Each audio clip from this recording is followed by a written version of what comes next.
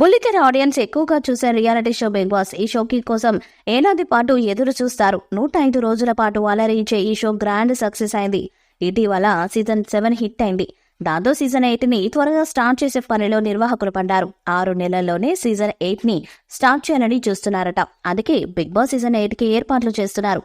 House set తో పాటు contestants ఎంపిక కూడా స్టార్ట్ చేశారు. అన్ని కుదిరితే ఏప్రిల్ లేదా మేలో సీజన్ 8 స్టార్ట్ చేసే పనిలో ఉన్నారు. ఇక సీజన్ 8కి కూడా కింగ్ నాగార్జున హోస్ట్ చేస్తారని సమాచారం.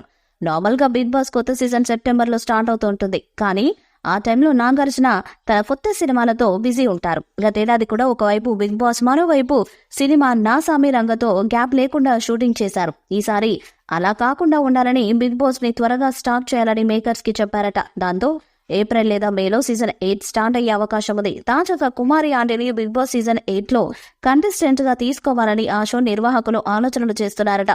కుమారి ఆంటీని బిగ్ బాస్ షోకు తీసుకోనున్నారని సోషల్ మీడియాలో వార్త ట్రెండింగ్ అవుతుంది. ఒక మహిళ తన సొంత కాళ్లపై నిలబడి స్ట్రీట్ ఫుడ్ అమ్ముతూ తన కుటుంబమే కాకుండా పలువురికి ఉపాధి కల్పించడంతో ఈమె బిగ్ బాస్ షో నిర్వాహకుల దృష్టిని ఆకర్షించింది. మహిళా ఎంపవర్మెంట్ అంటే ఏంటో కుమారి ఆంటీ నిరూపించిందని, అందుకే ఈ షోలో కంటెస్టెంట్ గా ఆమెను తీసుకుంటే ఎలా ఉంటుందనే విషయంపై కసరత్తు చేస్తున్నారట. అయితే అందుకు ఆమె కూడా ఒప్పుకుంటుందా లేదా అనే కోణంలో ఆలోచన చేస్తున్నారట మేకర్స్.